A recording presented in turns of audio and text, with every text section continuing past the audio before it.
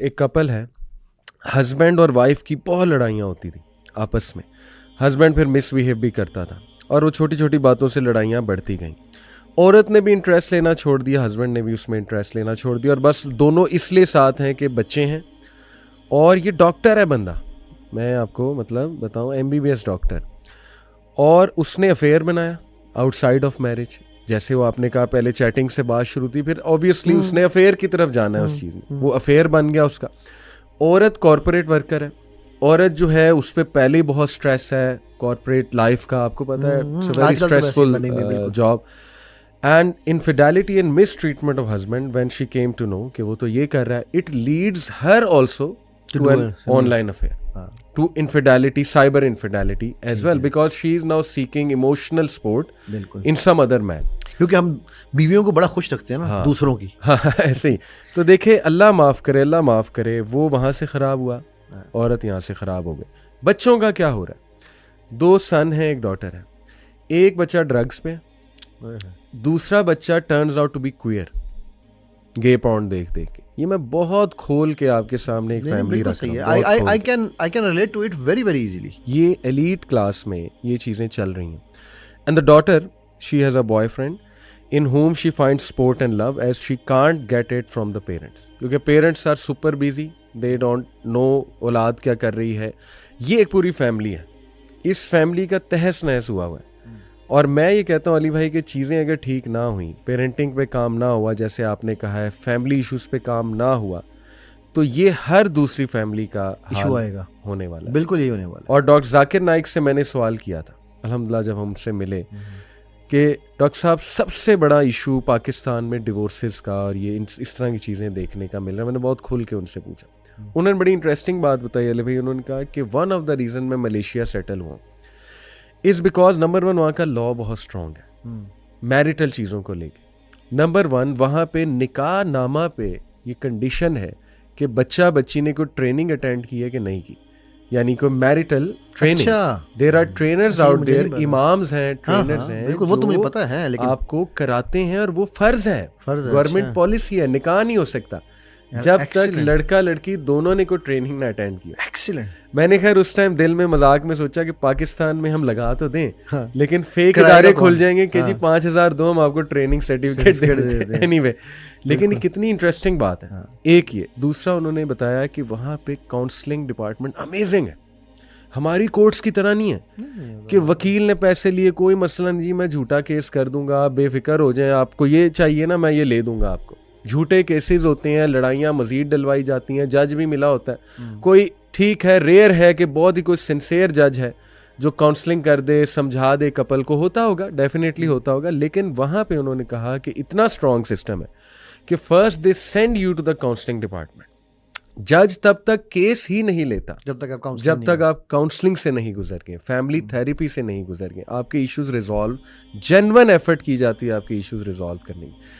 ये तो मैं आपके तवस्सुल से और इंशाल्लाह इस पॉडकास्ट के तवस्सुल से, गवर्नमेंट चलें जो भी है अब रूल कर रहे हैं, आ गए हैं, हम दुआ भी करते हैं और हम खैर की ये उम्मीद करते हैं कि प्लीज़ इन इश्यूज़ पे काम करें जो असल इश्यूज़ हैं। आपकी जनरेशन तबाह हो रही है।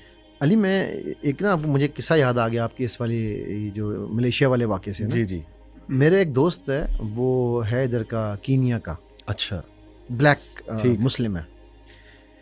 वो कहता है हमारे, अब ये देखो ये रोल गवर्नमेंट जो अदा करती थी या जो लोग फैमिलीज कैसे अदा करती हैं। कहता है यार हमारे ना अली भाई, हमारे वहाँ पर कीनिया में जो हमारा गांव है, वहाँ पर रूल ये है कि if the wife does not satisfy her husband, हम लड़ाई झगड़ा नहीं करते। ठीक। हम एडल्ट्स, पेरेंट्स उसके, पेरेंट्स मेरे, और एक हमारा गाँव का जो बुजुर्ग है, कपल, वो कपल होता है, एक मियाँ होता है या बीवी होती है या औरत या मर्द जो भी हो, बेशक अलग अलग हो, एक वो 6 लोगों की काबीना बैठती है। ठीक। और वहाँ पर जो मर्द है वो क्या जुमला बोलता है, your daughter does not cook food for me. कहता है दैट इज द इंडिकेशन, या औरत कहती है he does not eat my food. ये 2 जुमले हैं उनके। ठीक। और वो कहता है कि फिर वो जो काउंसिल है जिसमें वो दोनों के पेरेंट्स मौजूद हैं और वो 2 बड़े जो हैं, 6 लोगों की जो काबीना है, ये फिर बैठ के अपने अपने तरीके से, लड़की के माँ बाप लड़के से बात करते हैं, लड़के के माँ बाप लड़की से बात करते हैं। ठीक है सर, ऑपोजिट वे। सही, ठीक है, और माइंड नहीं करते वो, नहीं वो इस बात पे तो ये कस्टम है, ये कस्टम है उनकी, ठीक है। तो और वो कहते हैं कि अगर ये साबित हो जाए कि जो she is not cooking food और he is not eating food, तो फिर कबीला उनका बाइकआउट करता है कि ये काम के बाद बाकी लड़ाई झगड़े अपनी जगह, ठीक, इस पे तुम कॉम्प्रोमाइज नहीं कर सकते। कहता है इसीलिए हमारे वहां पर डाइवोर्सेस का कॉन्सेप्ट बहुत कम है। सही। अब ये देखो ये कितनी विजडम की बात है, जो काम मलेशिया में गवर्नमेंट कर रही है यार हमारे बड़े भी तो कर सकते हैं। सही, हमारे सही। बड़े क्या करते हैं आजकल, तुझे कुछ कह रहा है, तेरी नहीं सुन रहा, छोड़ के आ जा बेटे, ऐसी की तैसी, ऐसे छोड़ के आ जा। सही, राइट।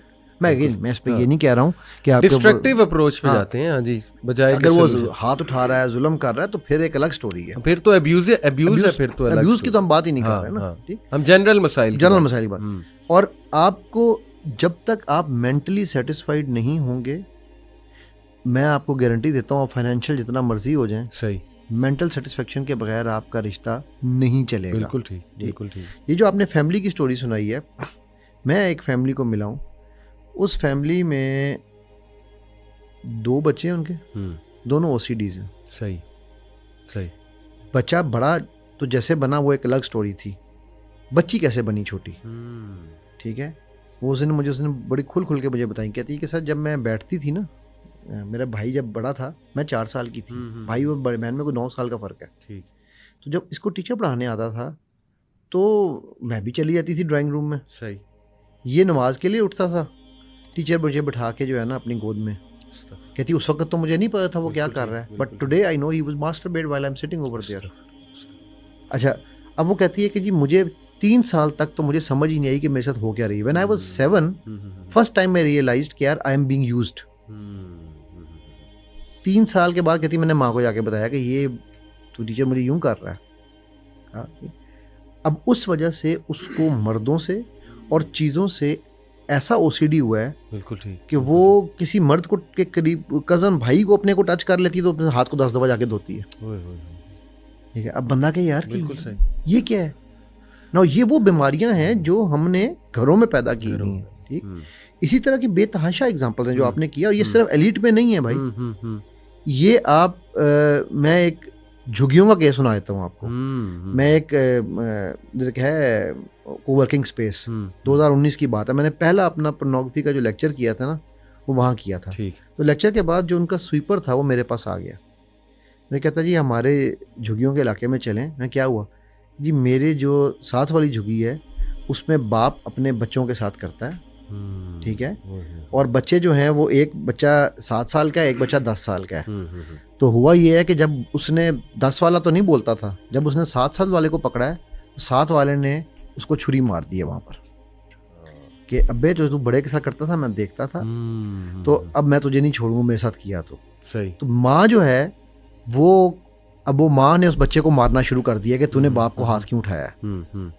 अब ये तो यार एक झुग्गी है ना, सही, ये तो हम एलीट की बात नहीं कर रहे हैं। सो ये केसेस आपके हर जगह फैल रहे हैं, क्योंकि हमारी पेरेंटिंग ही नहीं, सिर्फ हमारी प्रायोरिटीज भी बदल गई। बिल्कुल ठीक, बिल्कुल ठीक। मेरी प्रायोरिटी ये नहीं है कि मैंने जनरेशन तैयार करनी है, मेरी प्रायोरिटी ये है कि मेरा पप्पू तैयार हो। मैं इसको पप्पू सिंड्रोम कहता हूँ। पप्पू सिंड्रोम क्या है, अगर 60 साल की एवरेज लाइफ है ना, तो हम 0 to 30 पप्पू तैयार करते हैं। पप्पू स्कूल जाएगा, पप्पू पढ़ेगा, पप्पू बाल बनाएगा। अब 30 साल के बाद पप्पू की शादी हो जाएगी, सही, ठीक है। 30 साल तक पप्पू ने पढ़ाई की, जो भी करना था, 30 साल में नौकरी की, पप्पू की शादी हो गई। अब अगले 30 साल वो और पप्पू पैदा करेगा।